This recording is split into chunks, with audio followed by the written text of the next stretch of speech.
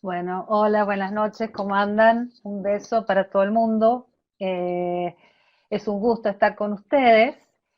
Y acá estamos, una teóloga sistemática que les va a hablar de Biblia. Mientras que durante muchos siglos del cristianismo los teólogos eran biblistas y viceversa, Pablo, Agustín, Lutero, hasta Sor Juana. En el último par de siglos vemos una creciente tendencia a la especialización, de modo que a veces los biblistas y las biblistas dicen que no son teólogos y teólogas, o los teólogos y las teólogas decimos que no somos biblistas. Pero el hecho es que los biblistas sí hacen teología y los teólogos y las teólogas utilizamos la Biblia, y espero con seriedad.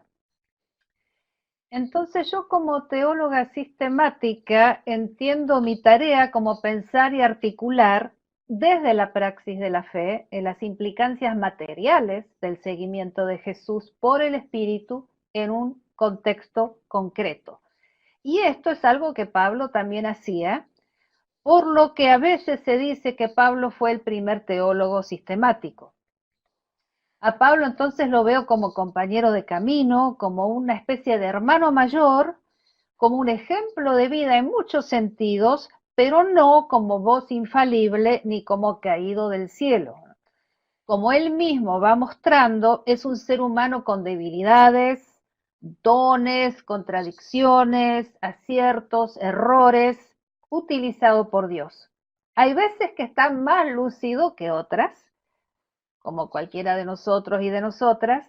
Hay veces que realmente se trasluce claramente el Espíritu de Jesús en lo que dice. Hay veces que se ofusca, hay veces que él mismo dice que lo que recomienda viene de él mismo y no viene como iluminación del Espíritu, por ejemplo en 1 Corintios 7:25. Es decir, Pablo de distintas maneras nos da pie para leerlo a él con discernimiento. Nuestra tarea va a ser siempre buscar el mejor Pablo, el Pablo más cercano a Jesús, el Pablo más cercano al corazón del Evangelio. Y desde allí evaluar al peor Pablo, al Pablo que por el motivo que fuere no nos ayuda a encontrar el camino del proseguimiento de Jesús en nuestros contextos. Por decirlo de algún modo, entonces leemos las epístolas paulinas con Pablo contra Pablo. De allí el título de esta conferencia, y vamos a volver a este punto más adelante. Como teóloga, hacer la lectura de Pablo, buscando los fundamentos desde los cuales descubrir al mejor Pablo, al Pablo más fiel al camino de Jesús, me fijo especialmente en los ejes transversales de lo que comunica. ¿Qué nos enseña acerca del ser humano? Antropología teológica. De Jesús, cristología. Del Espíritu, neumatología. De la Iglesia, eclesiología. De la esperanza, escatología. De la interpretación del mundo y de la escritura, hermenéutica teológica. Evidentemente en media hora no vamos a cubrir todos esos puntos, ¿no? Pero son ejes para prestar atención. ¿Cuáles son los contornos básicos de lo que nos quiere comunicar acerca del Evangelio de Jesús, de la buena nueva, de que Dios se nos ha acercado materialmente para que nosotros y nosotras podamos acercarnos a Dios? La epístola a los Gálatas, que es relativamente corta, nos da una mano a la hora de conocer a Pablo, y en ella encontramos una especie de radiografía de la médula espinal de su teología. Entonces vamos a hablar un poquito de Gálatas. Eh, Pocos años después de la muerte y la resurrección de Jesús, posiblemente entre el 53 y el 57, pero tal vez aún antes, en la década del 40 de la primera de nuestra era, Pablo le escribe a un grupo de seguidores de Jesús, en su mayoría gentiles, probablemente esparcidos en varias iglesias, a los que llama Gálatas. Ahora, ¿dónde era Galacia, la Galacia de nuestra carta? Bueno, se trata de la región de Asia Menor en la actual Turquía. En este mapita, la parte donde ven pintada de color rosado, podemos ver eh, ¿no? La forma de Galacia, y hay dos hipótesis acerca de dónde vivían nuestros Gálatas. Una posibilidad es que se tratara de una provincia romana de Galacia fundada por César Augusto en el 25 a.C. Esto es en el sur de Asia Menor, donde ustedes ven ahí abajo las ciudades de Iconio, Listra y Derbe. Y otra posibilidad es que se tratara de la región donde vivía tradicionalmente una tribu, un grupo de tribus celtas que habían migrado al Asia Menor en el siglo III a.C. Y ahí estaba la ciudad de Ancira, un poco más al norte. Ahora, lo que me llama la atención a mí, lo que me parece sumamente importante para nosotros desde América Latina, desde nuestros países, es entender que esta gente, los Gálatas, no era gente que estuviera en el centro de poder para nada, sino que en el binomio famoso de civilización o barbarie, entendido ahora no desde Sarmiento, sino desde la hegemonía romana, estaban rotundamente ubicados en la barbarie. Los Gálatas vivían bajo el yugo de la Roma imperial como sujetos coloniales. Existen inscripciones griegas y luego romanas, y ahí ven una estatuita de la griega que los muestra como bárbaros, ¿no? Como gente que existía para ser colonizada y conquistada. También desde una perspectiva judía, y había comunidades hebreas en la zona donde se supone que vivían los Gálatas, desde una perspectiva judía, obviamente los Gálatas también eran paganos, eran gentiles y nada tenían que ver con el pueblo elegido. Pablo, sin embargo, se entiende a sí mismo como enviado a compartir el evangelio con los gentiles. O como dice él, es el apóstol de la incircuncisión y no acepta la categorización romana de los Gálatas como intrínsecamente inferiores. Tampoco piensa, como algunos seguidores de Jesús de origen judío, que los Gálatas necesariamente debían pasar por el judaísmo, es decir, específicamente que debían pasar por la circuncisión si fueran varones y obedeciendo las leyes relacionadas con la comida. Algunos de estos seguidores de origen judío de Jesús pensaban que era necesario todo esto para que los gentiles, seguidores de Jesús, fueran adoptados como hijos e hijas de Dios. Una de las primeras cosas que tenemos que tener en cuenta al acercarnos a Pablo en esta epístola, entonces, es que escribe muy consciente de las dinámicas de poder y de las estructuras imperiales impuestas por los romanos. Todos los seguidores de Jesús en Galacia que escucharan esta carta, fueran gentiles a secas, fueran gentiles prosélitos o fueran judíos seguidores de Jesús, estaban todos sujetos al yugo imperial romano. O sea que esta realidad estructural está por abajo de todo lo que vamos a ver en el libro de Gálatas. Entonces, mucho se ha dicho en esta carta, sobre esta carta, en cuanto a la dinámica de la ley versus la gracia. Y quiero subrayar que sería un grave error leer esta carta de manera antisemita, como de hecho ha sucedido muchas veces en la historia del cristianismo. A Pablo no le interesa despotricar en contra del judaísmo en el cual él había nacido, y dentro del cual había nacido el movimiento de Jesús, sino le interesaba mostrar que la Torá, que la ley, que es buena, si se entiende como un fin en sí misma, se entiende de manera rígida, pasa a ser problemática y hasta tóxica. No porque sea tóxica en sí misma, sino porque ha sido tratada como una especie de Dios en vez de que Dios sea tratado como Dios. Pablo entonces no está diciendo que la ley siempre, indefectiblemente, se viva de ese modo, ni que todo judío viva de ese modo. Sería injusto para con los judíos interpretar de esta manera la Biblia hebrea, el Antiguo Testamento. Lo que está diciendo Pablo es que nada que no sea Dios debe ser tratado como si fuera Dios. Y esto mismo que pasaba con la ley en Galacia, puede pasar también con el Evangelio malentendido. como si cierta manera de vivir el Evangelio fuera más importante que la compasión, el amor o la gracia. Entonces, sobre todas las cosas, algo que le parece central a Pablo en la epístola es defender el principio de la contextualidad. Llego a esta diapositiva, el principio de la contextualidad del Evangelio. Cuando hablo del principio de la contextualidad, me refiero al hecho de que Pablo creía que la buena nueva del Evangelio podía y debía contextualizarse por el Espíritu de diversas maneras, no solamente dentro del ámbito de los judíos seguidores de Jesús, sino también entre los gentiles seguidores de Jesús. Recordemos que Pablo escribe esta carta en un momento que la iglesia primitiva es básicamente judía. Ni siquiera sería apropiado hablar en este punto de cristianos todavía. Es un momento en que los pilares, entre comillas, o las columnas, entre comillas, de la iglesia, así llama Pablo con un tono levemente socarrón en Gálatas 2:9 a los líderes de la iglesia de Jerusalén, que eran discípulos de Jesús como Pedro o parientes como Santiago, todos ellos eran judíos practicantes.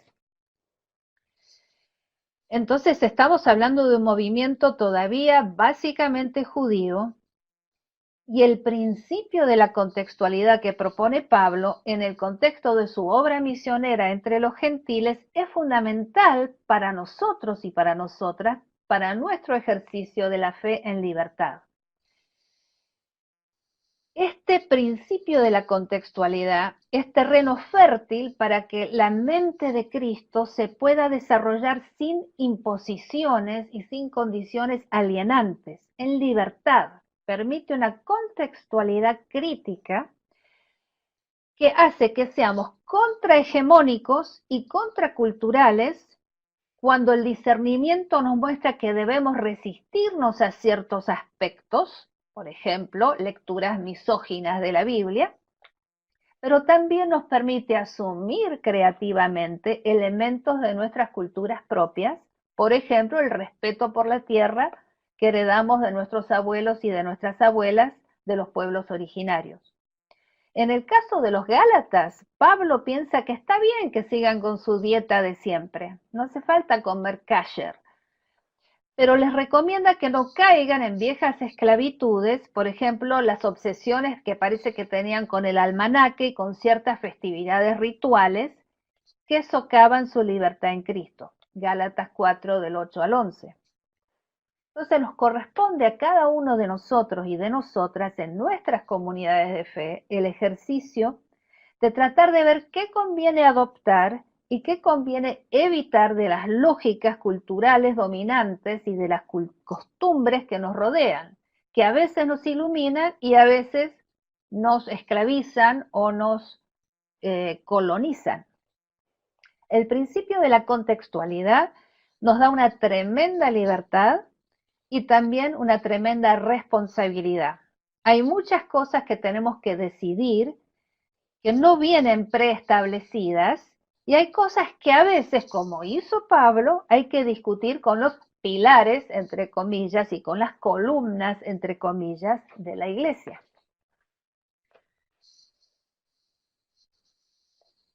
Como ya deben intuir entonces a esta altura de la charla, a mí me parece muy valioso el aporte de Pablo en cuanto abre puertas para la interpretación y la vivencia del Evangelio con muchísima libertad.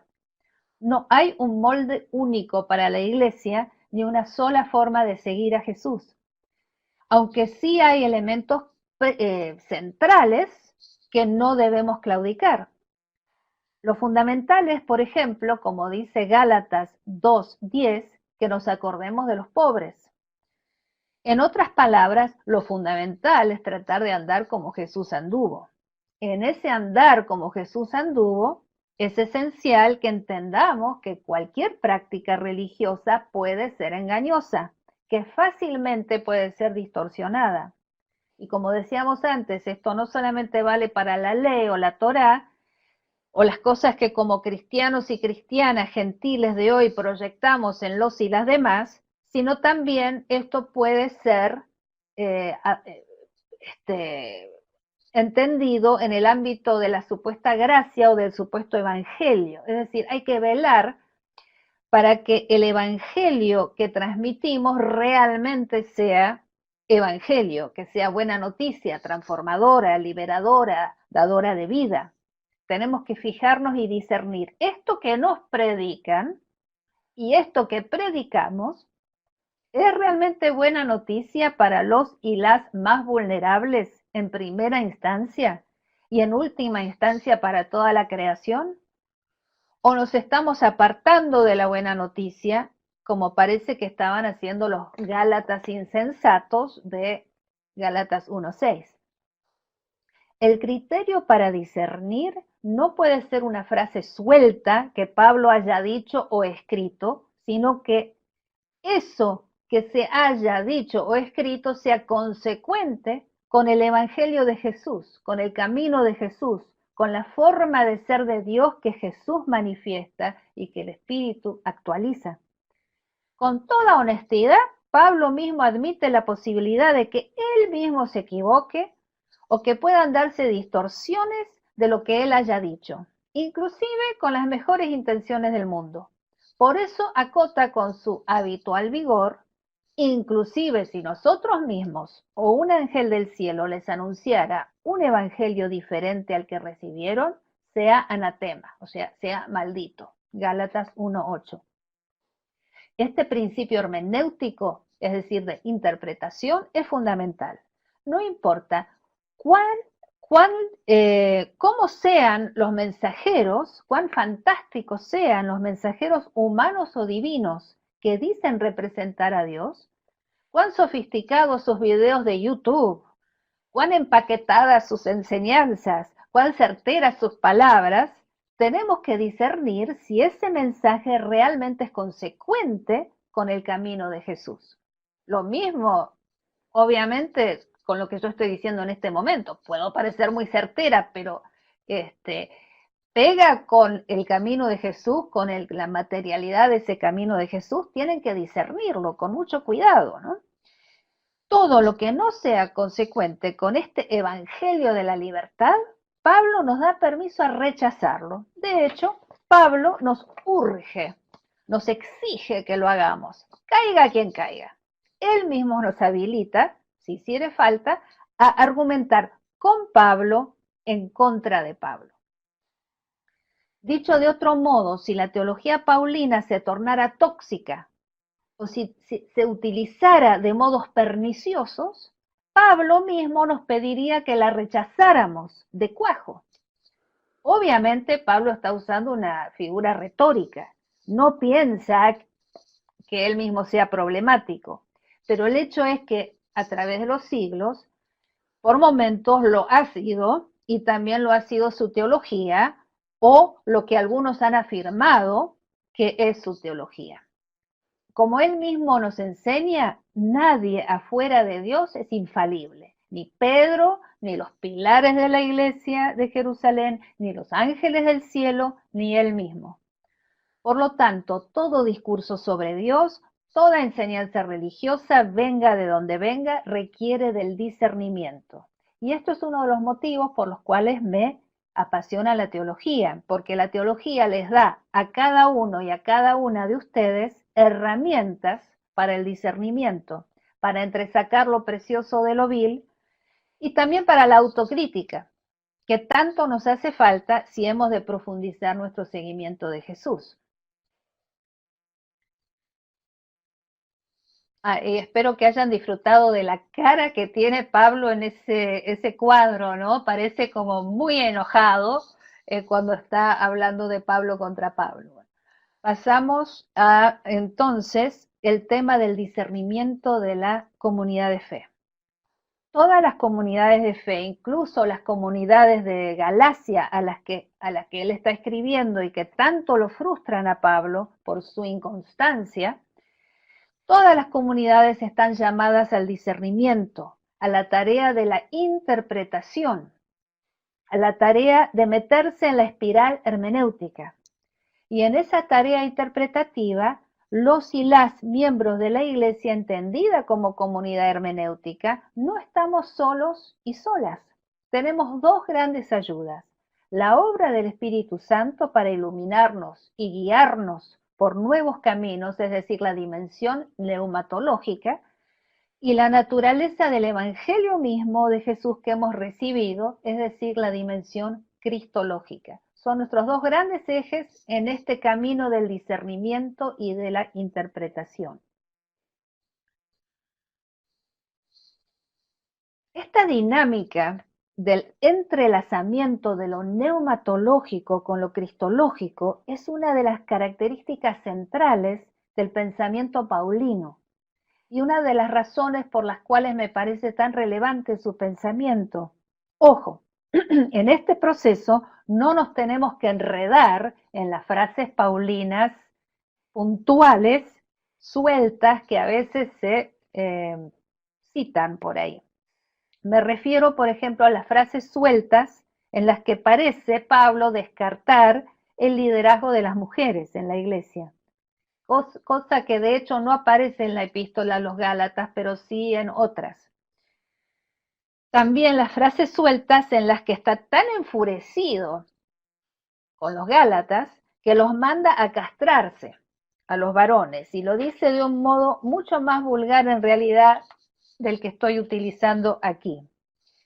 Los manda a castrarse a los que tanta importancia le dan a la circuncisión o a otros detalles de la obediencia a la Escritura. Gálatas 5:12. Sugiero que la gente que subraya y justifica como Paulina la postura de que se callen las mujeres en la iglesia, se mire un poco al espejo y se pregunte por qué no toma entonces igualmente en serio lo que dice Pablo en Gálatas 5:12. Ojalá se mutilasen los que perturban. Jamás he escuchado sermones que pregonen que los varones legalistas dentro de la congregación se castren. Y de hecho me parece bien que no se predique semejante cosa. Pero ojo, ley pareja para todo el mundo. Si van a entender lo que Pablo dice tan clara y tajantemente en Gálatas 5:12 como una estrategia retórica muy particular, en un contexto específico, que no se aplica en todos los tiempos, ni en todas las iglesias, ni con todos los varones, entonces tampoco hagan de 1 Corintios 14:34, donde Pablo parece indicar que las mujeres deben callar en la iglesia, no hagan de ese pasaje tampoco una ley inamovible, sabiendo que en su práctica ministerial Pablo aprendió de Priscila, trabajó de hombro a hombro con Febe, consideró apóstol a Junia y promovió a líderes eclesiales como Lidia. Estamos hablando al fin y al cabo de un hombre que además, descartando una identidad de género rígida, se presenta a sí mismo como madre en Gálatas 4:19 y 20. Bueno, esto nos va llevando a un tema muy importante, que es de última, ¿cuál es el meollo, el corazón de Gálatas? ¿Qué nos muestra la estructura misma de la epístola al respecto? Como pueden ver en la diapositiva, la carta está armada como un quiasmo, así como una X así. Y pueden ver que es una especie de capicúa, donde se va repitiendo A, B, B, A, ¿no es cierto? Y lo más importante es lo que está en el centro de la X, que en este caso es el pasaje que va del 3:28 al 4:7. Si bien en el protestantismo y siguiendo a Lutero se ha subrayado muchísimo una supuesta antítesis entre la ley y la justificación por la gracia como la temática más importante de la carta, mi lectura es que lo central es ver de qué manera y desde dónde se manifiesta la gracia de Dios.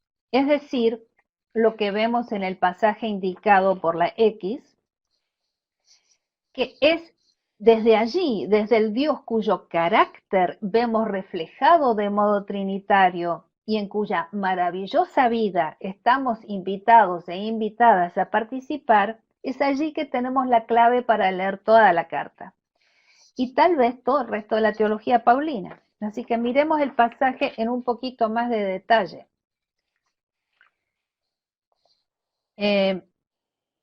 Gálatas 3:28 a 4:7, la dinámica trinitaria de la relación de Dios con la creación. Lo voy a ir tomando por parte. Igualdad en Cristo, adopción filial por Dios y después el Espíritu del Hijo. Entonces empecemos por la igualdad en Cristo, Gálatas 3:28. Este famosísimo versículo tiene cualidades rítmicas que se asemejan a la poesía o a un himno, o tal vez a un rap. Tal vez haya formado parte de una liturgia bautismal en la iglesia primitiva. Ya no hay judío ni griego, no hay esclavo ni mujer, no hay varón ni mujer, no hay esclavo ni libre, no hay varón ni mujer, sino que todos ustedes son uno en Cristo Jesús. Ven tres pares contrastantes, judío griego, esclavo libre, varón mujer. Y estos pares contrastantes hacen referencia a un complejo entretejido social con dinámicas de poder muy asimétricas. Pablo no está diciendo que en Cristo somos todos idénticos e idénticas, sino está diciendo que debe haber igualdad dentro de las diferencias, de las particularidades que de hecho tenemos. Somos iguales en dignidad, aunque no seamos idénticos e idénticas. Dios valora nuestras particularidades, nuestras singularidades, no las borra. Y esto lo vemos supremamente en el hecho de que el Hijo Eterno se encarnó en un ser humano particular, Jesús de Nazaret. Pero lo notable de este pasaje y de la teología paulina es que no se organizan esas particularidades de manera jerárquica, sino desde la mutualidad y desde la igualdad que caracterizan a la vida misma de Dios ad intra, o sea, la vida misma del Dios trinitario hacia adentro. Esto es algo que los teólogos que han interpretado a Gálatas a través de los siglos siempre han visto. Por ejemplo, Agustín en su comentario a los Gálatas, o en su comentario del libro de los Gálatas, entiende perfectamente lo que significa este pasaje para las relaciones de género y para otras relaciones asimétricas de poder. Pero como Agustín, muchos, digo muchos, no muchos y muchas, muchos prefirieron decir que se trataba de una cuestión escatológica, no de algo que se pudiera ir implementando y viviendo en la actualidad. Vamos a ser iguales, pero recién cuando lleguemos a la Nueva Jerusalén, a la ciudad de Dios. Otros intérpretes, como Jerónimo, que también escribió un comentario, son de algún modo inclusive peores, porque espiritualizan esa igualdad. Sí, espiritualmente somos iguales, pero no materialmente. Materialmente no somos iguales, de manera que las jerarquías sociales y sus inequidades quedarán intactas en la iglesia y tal vez para siempre. Recordemos lo que decíamos al principio. Pablo está predicando y escribiendo a sujetos colonizados y despreciados por Roma e inclusive por los seguidores judíos de Jesús. Y hasta Pedro se mete en esa milonga, ¿no? Cuando empieza a decir, bueno, después de todo no quiero comer con estos gentiles. Pablo lo que está diciendo no es que vaya a existir una igualdad en el más allá solamente, sino que en Cristo ahora mismo, hay igualdad y hay mutualidad radical. Esto es uno de los motivos que como teóloga feminista no estoy dispuesta a descartar a Pablo. Su teología de fondo, cuando se concentra en la lógica del camino de Jesús, es liberadora y es transformadora de los esquemas injustos de poder que en nuestras sociedades están naturalizados y a veces también están naturalizados, son estructuras injustas que están naturalizadas también lamentablemente muchas veces en nuestras iglesias, donde inclusive se cita a Pablo para cimentar una desigualdad que va en contra del meollo mismo de lo que él enseñaba. Pasamos al segundo punto de esa partecita clave de la X, ¿no? Que es la adopción filial por Dios. Siguiendo con las implicancias de lo que significa estar en Cristo, Pablo aborda ahora el tema de nuestra heredad como hijos e hijas de Dios. Dios nos considera sus herederos y sus herederas con todos los derechos de la ley. No hay algunos que sean más herederos que otros o que otras. No hay algunos que reciban de manera exclusiva los dones del Espíritu. Esta herencia es por igual para todos los hijos y para todas las hijas, y esto desestabiliza las estructuras patriarcales y jerárquicas, tanto sociales como eclesiales. Y esto a veces lo superaba inclusive a Pablo, cuando sentía que se le iba de las manos la situación. Por ejemplo, en 1 Corintios 11:15 y 1 Corintios 14:35.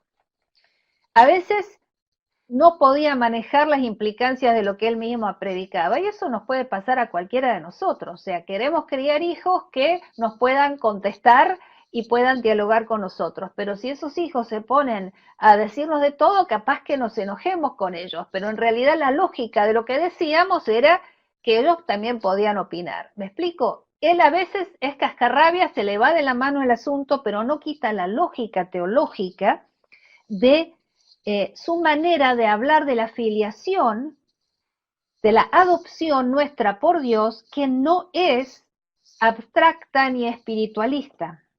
Pablo explica de modo concreto y material que todas las personas que están en Cristo tienen derechos análogos a los que tenían en la sociedad romana únicamente los hijos varones libres. En la iglesia, lo que debe regir es la igualdad y la mutualidad, no las jerarquías ni las divisiones, ni los binarios, ¿no? Pablo acá está desarrollando entonces una teología prototrinitaria, todavía no con todo el vocabulario que se iba a ir desarrollando en los primeros 4 siglos para hablar de teología, pero sí marcando una dinámica de las 3 divinas personas. La teología trinitaria está enraizada en el Nuevo Testamento, no es un invento del siglo IV. Y lo vemos acá perfectamente en este pasaje. Dios Padre envía al Hijo, en el versículo 4, en la plenitud de los tiempos, de manera corporal y material, como hijo de María, nacido bajo la ley, bajo la Torá, y lo hace para liberarnos, para redimirnos de la esclavitud, para que seamos adoptados y adoptadas como hijos e hijas de Dios, y así sumarnos a la familia de Dios. Versículo 5. La tercera sección de la X, esa que está en el medio, es 4, 6 a 7, el espíritu del Hijo. Vieron que están las 3 divinas personas ahí implícita o explícitamente en este pasaje. Dios, además de enviar al Hijo, nos envía ahora el Espíritu del Hijo. Ese verbo enviar es el mismo en ambos casos. Ese Espíritu del Hijo, que es el Espíritu de la verdad, de la liberación, de la transformación, versículo 6. No se trata de cualquier espíritu. Cuando habla del Espíritu del Hijo, está anclando el discurso neumatológico en el camino concreto, material, particular, histórico de Jesús de Nazaret. El Espíritu actualiza la realidad del Hijo en nuestras vidas y nos guía en el proseguimiento de Jesús en nuestro propio tiempo y nuestro propio lugar, sea el que fuere. Gracias a la mediación del Espíritu podemos decir, como decía nuestro hermano Jesús, Abba Padre. Entramos en una relación cercana de familiaridad, de intimidad familiar con Dios, en Dios, por Dios, que nos transforma y nos lleva a transformar las relaciones de poder en nuestros entornos y en nuestras sociedades. Si la vida misma de Dios es una vida de mutualidad y de igualdad, así también debe ser la nuestra, en la iglesia, en la familia, entre los amigos y las amigas, donde fuere. Bueno, el hecho es que entonces, una vez que uno tiene esta X, ¿no? Ese punto clave bien claro, todas las temáticas del libro quedan más claras. Y entre ellas, ahí les pongo una lista que no tenemos tiempo para entrar en detalle ahora: el maravilloso intercambio, la justificación y transformación de la vida, la iniciativa del Hijo, porque bien al comienzo de la epístola, creo que es en el 1:4 más o menos, en esos primeros 4 versículos, se habla de cómo el Hijo toma la iniciativa para liberarnos. Esta no es una teología adopcionista donde Jesús manda al Hijo y después lo adopta y el Hijo no tiene una agencia propia, un motor propio, sino que el Hijo viene porque quiere venir, toma la iniciativa. El don del Espíritu. Recordarán, muchos de nosotros aprendimos de memoria Gálatas 5:22, el fruto del Espíritu, los dones del Espíritu. Revestirnos de Cristo, la fe que obra a través del amor, la libertad para servir, la vida de acuerdo al Espíritu y la solidaridad con los demás, a la vez que nos hagamos cargo de nuestro bagaje personal. Bueno, como se habrán dado cuenta, yo lo quiero a Pablo.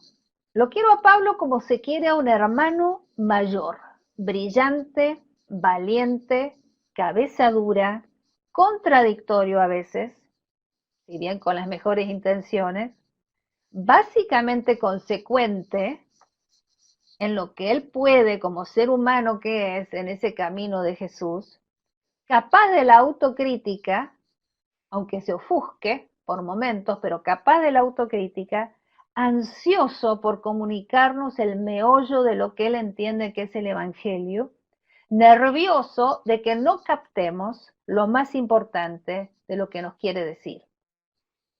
Para una teología liberadora, transformadora, justiciera, Pablo es indispensable, siempre y cuando sepamos interpretarlo como él mismo nos enseñó, midiendo todo lo que pretende ser paulino contra el corazón del mensaje del Evangelio, que es que Dios en Cristo se hizo uno de nosotros y de nosotras para que podamos compartir por el Espíritu la vida misma de Dios en igualdad y mutualidad.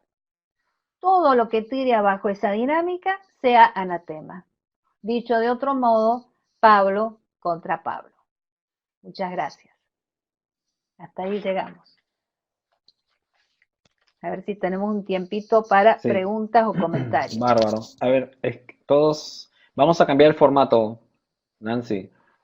Así vamos a, Sí. a achicarlo un poquito para entrar a las preguntas. Vamos a ingresar acá.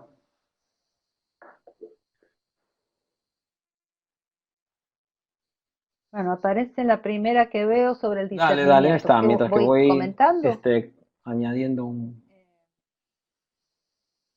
Sí, yo creo que este punto de discernimiento es fundamental y uno de los motivos por los cuales no aparece en nuestras iglesias lo suficientemente es que está floja la neumatología, está floja la comprensión de la importancia del Espíritu Santo para actualizar ese camino de Jesús en el aquí y el ahora. Y está en todo, lo interesante de estas cosas es ver, está en Juan, está en los sinópticos, está en las epístolas, hay algo transversal, y una de las cosas que son transversales es esta cuestión de que el Espíritu actualiza el camino de Jesús hoy y nos ayuda a darnos cuenta cómo proseguir por ese camino. Y es fundamental ejercer ese llamado a la iglesia a hacer una hermenéutica comunitaria y de discernir qué está bien, qué está mal, qué está más o menos, ¿no? Y hay formas de hacerlo que son formas no violentas. En mi propia comunidad de fe, en mi propia iglesia, que es menonita, hemos pasado por un proceso de 1 año y medio para hablar de temas precisamente de género, con un diálogo muy respetuoso y de discernimiento, ¿no? Y básicamente no nos peleamos. O sea que es posible y sí está pasando. Dice Yajaira Ruiz, ideas para fomentar las relaciones en la iglesia filial. sí. No sé si es una pregunta Sí, o me si está parece bien. diciendo que estas son ideas que se Ah, podrían, sí, pero pienso que, a ver, el tema de la complementariedad, es nocivo, sea en la iglesia o sea en la familia, o sea en la iglesia entendida como familia, ¿no?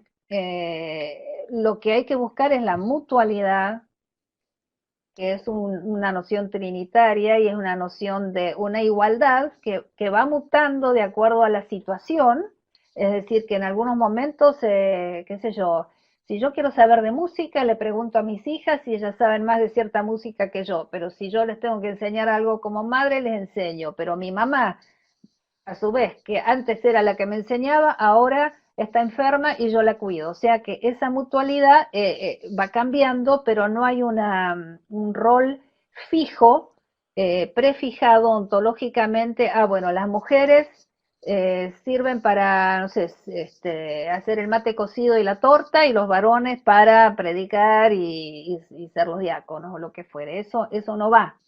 ¿No? Esas son lo mismo que no funciona en la familia nuclear, tampoco funciona en la iglesia, que es la complementariedad y la rigidez, ¿no?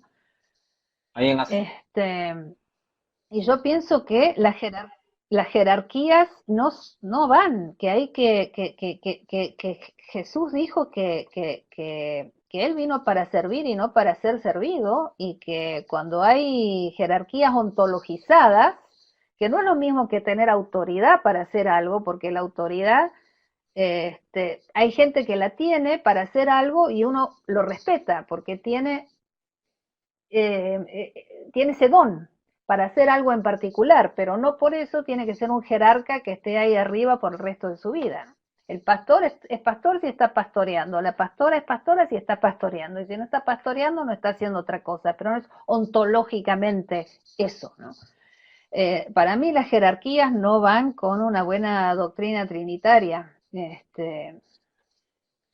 Yo no podría, no sé, no las aguanto, que no es lo mismo que decir que, es decir, hay gente que tiene autoridad para hacer ciertas cosas y tiene dones, y yo eso lo respeto, ¿no? Pero tener una visión jerárquica de las cosas, para mí no pega ni con Pablo, ni con Jesús, ni con nadie, ¿no? A ver, uy, hay muchísimas preguntas y ustedes mismos, van a tener que usar el discernimiento para en azul contestarlas, estoy poniendo ¿no? las que siguen. Este, Ahí en el lado ¿Qué estás izquierdo, haciendo? donde dice notas, en azul es la que sigue. Y voy Lado cambiando de color, te izquierdo, voy poniendo. sí, sí. Sí, a mí me parece que siempre tenemos que tomar en cuenta una hermenéutica paulina y no tomar algunos pasajes fuera de contexto. Los biblistas nos dicen que hay cartas paulinas y deuteropaulinas, es decir, hay cartas escritas por el apóstol Pablo y hay cartas escritas por otros que eran sus discípulos o sus seguidores o lo que fuere en su escuela, que escriben cartas, que tienen diferencias teológicas importantes, pero aún dentro de las cartas paulinas, que todo el mundo dice no son auténticas, como Primera Corintios, hay contradicciones. ¿Qué hago con esas contradicciones? Tengo que decidir cuáles son los ejes que realmente son el meollo, que son lo importante para interpretar el todo. Y entonces yo estoy argumentando hoy, en esta noche, que lo importante es justamente eso que está en el corazón de Gálatas, no en esa X, que tiene que ver con quién es el Dios de Jesucristo, cómo actúa, ¿no? Y entonces esas veces que él dice, bueno, las mujeres cállense, pero al rato dice, las mujeres cuando profeticen tápense la cabeza, pero ¿en qué quedamos? ¿Se callan o profetizan con la cabeza tapada? ¿Cómo van a profetizar si se callan? O sea, hay contradicciones porque son cosas que él fue tratando de resolver en el momento, pero ese no es el corazón teológico, ¿no? Del asunto. Es muy relevante para el racismo este pasaje de Gálatas 3:28. Es importantísimo. Imagínense acá en Estados Unidos, país ultra racista, eh, no se puede hablar de esta cuestión de esclavo y de libre sin pensar en la historia de la esclavitud y todas las secuelas de del racismo institucionalizado en este país, o sea que es ultra relevante para hablar, por ejemplo, de esas relaciones asimétricas hasta hoy, porque hay leyes y hay costumbres que excluyen y que marginalizan a ciertas personas, que da la casualidad que son más morenas que otras, ¿no? Entonces es muy relevante este pasaje y este libro en ese contexto. ¿Se percibe en Pablo alguna muestra del sentido del humor? Qué buena pregunta. Creo que sí, que justamente cuando él habla de los pilares, creo que tiene como un humor cordobés, para los que son argentinos y conocen a Córdoba, tiene como un humor un poco socarrón, un poco irónico, sarcástico por momentos, ¿no? Como cuando habla de los pilares de la iglesia, ¿no? De Jerusalén. Y hay que tomar la Biblia con cierto humor. Lo mismo Jesús tiene un sentido del humor que lo vemos, que si conocemos a los rabinos y cómo son, podemos ver también el sentido del humor de Jesús mismo en las parábolas y qué sé yo, ¿no? Y nosotros tenemos que reírnos un poco de nosotros mismos y no tomarnos tanto en serio, ¿no? Me parece excelente la pregunta. ¿Qué más?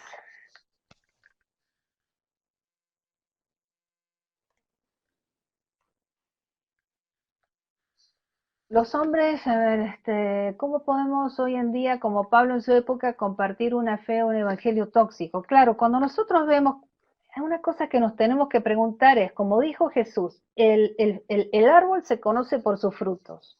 Entonces, ¿cuáles son los frutos del evangelio que creemos que es el verdadero que estamos comunicando? Pero si los frutos son tóxicos, ¿qué está pasando? Yo que soy madre de hijas mujeres, siempre me fijo en cómo se trata a las mujeres jóvenes en una congregación. ¿Salen destruidas en su autoestima? ¿Salen pensando que no deben y no pueden vivir de acuerdo a sus dones? ¿O se las ayuda a realmente florecer? Ese es un criterio para mí básico. ¿Cuáles son las consecuencias de la teología vivida? Porque a veces inclusive no es una teología articulada de manera perfecta, preciosa, pero uno ve hacia dónde va. Es una comunidad donde uno ve que la teología va hacia un buen, digamos, va en una buena dirección, o es una teología donde uno siente que es opresiva, que es más vale perderla que encontrarla, ¿no? Son preguntas que nos tenemos que estar haciendo. Y yo estoy ayudando a hacer una teología que dé vida como Jesús mismo daba vida, o es una teología que en realidad destruye a las personas, ¿no? Y a veces yo puedo tener las mejores intenciones del mundo, pero si mi discurso es opresivo en un contexto, este mismo de hoy, mío, entonces no sirve. Hay que ver cuál es entonces el resultado material de nuestra predicación, de nuestra vida, de lo que hacemos. Es importantísimo verlo y no quedarnos en un discurso muy bonito que a veces es nocivo, ¿no? A ver, el tema de la mutualidad trinitaria. Yo tengo estos anteojos que veo lo de abajo nomás, así que tengo que Por hacer eso, así para verlo fíjate de que arriba, ¿no? Pero estoy viendo está lo de bien. la Si mutualidad quieres, fíjate del lado trinitaria. izquierdo, yo te voy poniendo en azul las preguntas que Este, no contestaste, que no el contestaste lado, el lado todavía. izquierdo, bueno, el lado izquierdo.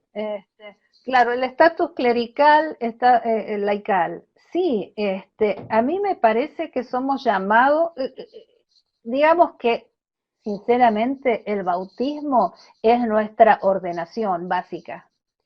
Eh, y todo lo demás es simplemente un reconocimiento de la comunidad a alguien que está haciendo una tarea X. Pero una división tajante entre clero y laico, no. No lo veo como compatible con este camino de Jesús. Y ya sé que muchos que son clericales no lo sentirán así, pero es que no puedo ver en el Evangelio de Jesús esta división tajante, ¿no? Todos somos llamados a ser ministros y ministras y a servir. Y sí, a veces hay gente que tiene dones particulares que reconocemos, un ministerio de la enseñanza, un ministerio de pastoral, y los ordenamos en algunas tradiciones y en otras menos. En la mía particular, donde yo estoy, sí, la pastora nuestra está ordenada, pero fue pastora como por 10 años sin esa ordenación y básicamente daba lo mismo.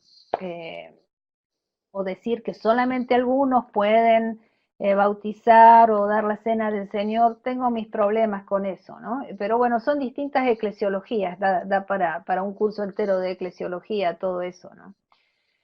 Los roles hombre-mujer no son aplicables. Bueno, no sé cuáles son los roles hombre-mujer, en realidad.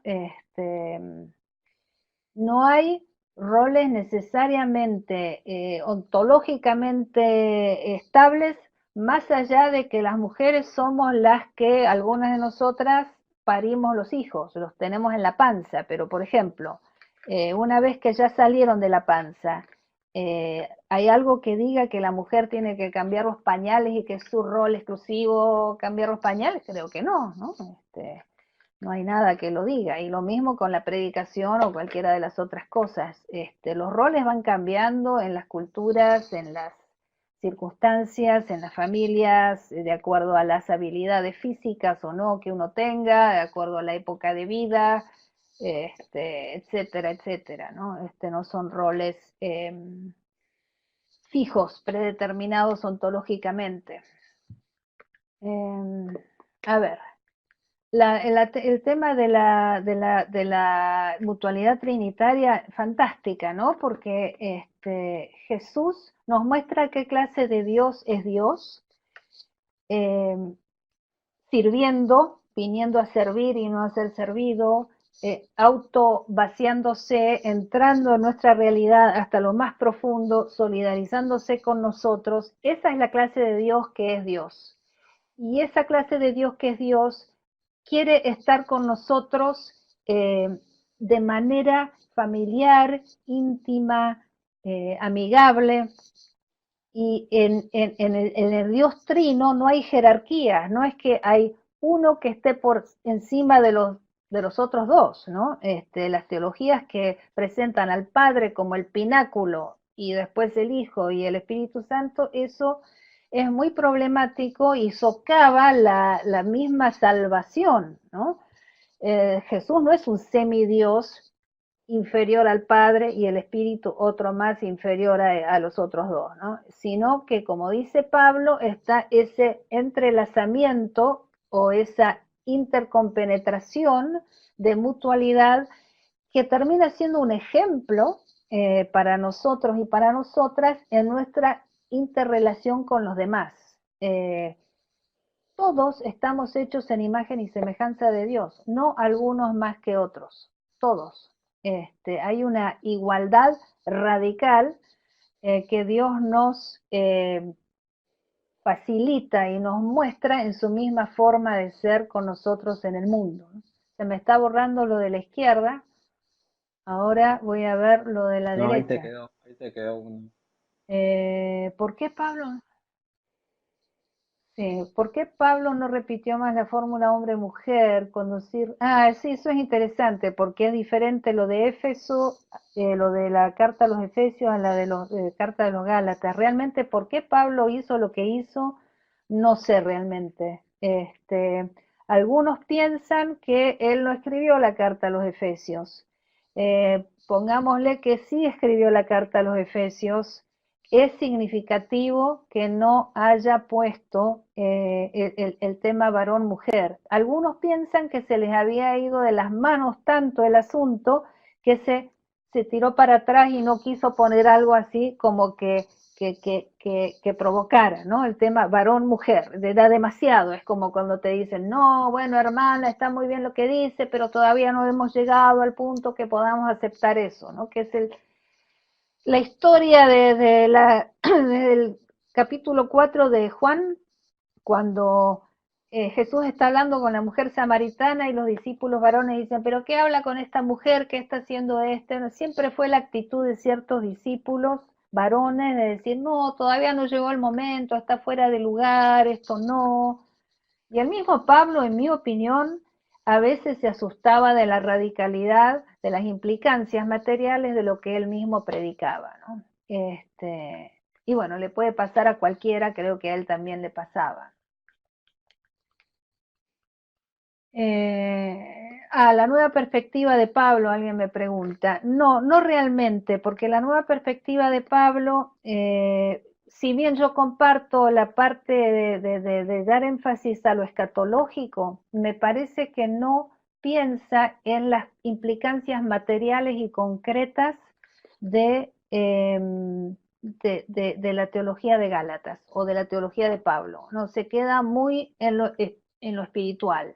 Entonces, desde una perspectiva latinoamericana y latina en Estados Unidos, yo quiero ver lo concreto y lo material, no quiero quedarme con lo discursivo. Y esa es mi crítica a ciertos exponentes de la nueva perspectiva. Sí, también comparto eh, la importancia o el respeto hacia lo judío, y he tomado en cuenta a intérpretes judíos del Nuevo Testamento y de Gálatas en particular. Me parece muy importante escucharlos, así que en ese sentido también concuerdo con ellos, ¿no? De tomar en cuenta y respetar, no tener que rebajar a lo judío por hablar de lo cristiano, ¿no?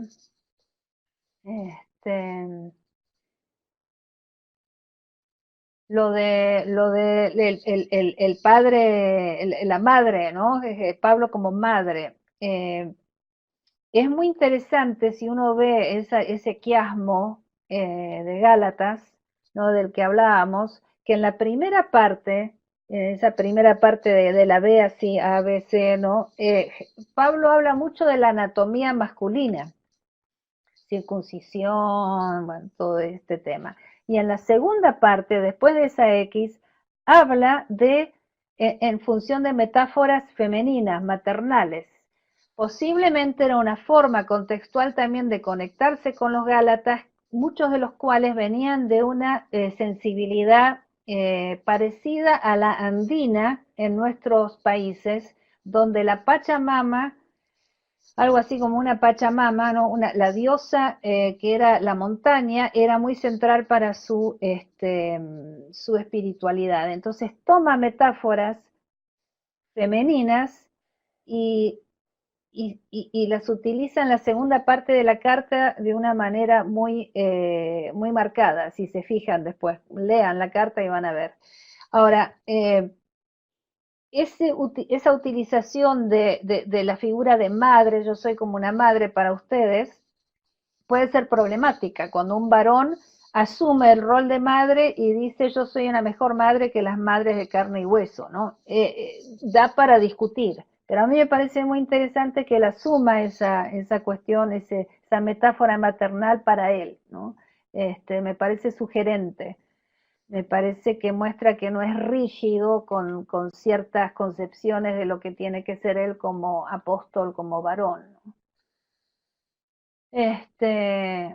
A ver, ¿qué más? El tema de sí, cómo aplicar la mutualidad en la relación conyugal superando la complementariedad. Genial la pregunta, y me imagino que habrá muchas experiencias entre ustedes, los que están presentes y las que están presentes en este sentido. Es lo que yo trato de poner en práctica en mi propio matrimonio, sí, desde quien maneja el auto hasta quien hace la comida, ¿no? Ese es un experimento, pero lleva, por ejemplo, a la liberación de los varones que se sentían obligados a siempre ser los que paraban la olla, los que hacían la plata, bla, bla, bla, únicamente. Ahora, en mutualidad, bueno, estamos los dos llegando a fin de mes, ¿no? Pero por otro lado, la trampa de la mujer que todo lo puede hacer y todo lo debe hacer, la profesional que está divina, que además tiene la casa limpia, no, ¿por qué ella sola? ¿No? Bueno, en fin, es también para otro curso más, ¿no? Pero es muy importante, creo yo, poder superar estas complementariedades. En cuanto a lo de los jóvenes y viejos, sí, qué bien la pregunta esa, ¿no? La lista no es exhaustiva. Y ese es el tema del proseguimiento, ¿no? Porque Este, el Espíritu nos va actualizando cómo proseguir por este camino de Jesús y cómo pensar en cosas que a Pablo no se le habían ocurrido, ¿no? El tema de las habilidades diferentes, el tema de los viejos y los jóvenes, temas que ni se le habían ocurrido, los podemos contextualizar y actualizar por el Espíritu y ver cuál es la relevancia del Evangelio en esa nueva situación histórica diferente, ¿no? De hecho, Jesús nunca fue viejo, así que él no experimentó en su encarnación lo que es ser, un viejo de... Yo ahora voy a cumplir 57. No sabe lo que es ser una vieja de 57, no lo vivió en carne propia. Y bueno, ¿qué significa el camino de Jesús para una vieja de 57? Bueno, lo estamos viendo, los vamos viendo y los vamos actualizando sobre la marcha, ¿no? Sí, interesante que Pablo no mencione, es cierto, lo que sí mencionan los evangelios acerca de María Magdalena, ¿no? Es significativo que los evangelios incorporen esa tradición posteriormente a que se escriban las cartas de Pablo, que obviamente escribe antes de que esos evangelios fueran compuestos y ellos ven la necesidad de agregar ese punto. Este, Bueno, yo sé que es medio tarde, ¿no? Allá son las 11 menos cuarto, ¿no? ¿Cómo andamos, Juan José, con el tiempo? Estamos, ya estamos en la hora. Ahí hay dos más. Ya está. Anotamos estos dos últimos. Sí. A ver, ¿cuáles son?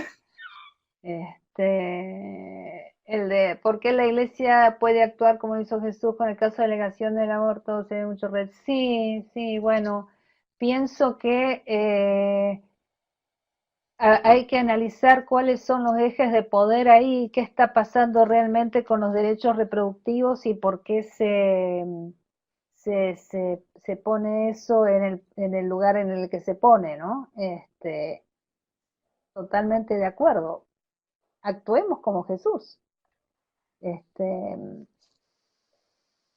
Actualicemos por el Espíritu el camino del Evangelio. Hagamos cosas nuevas, como Jesús promete en su discurso de despedida de Juan, que vamos a poder hacer. Dijo, ustedes van a hacer cosas más grandes. Bueno, hagámoslas. No tengamos miedo, no seamos miedosos.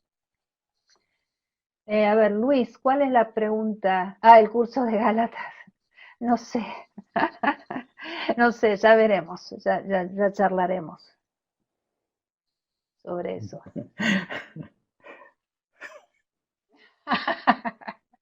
Bueno, gracias por escuchar y por compartir y me da pena no poder verlos y verlas, pero les mando un beso y les agradezco por compartir este momento. Gracias, Nancy.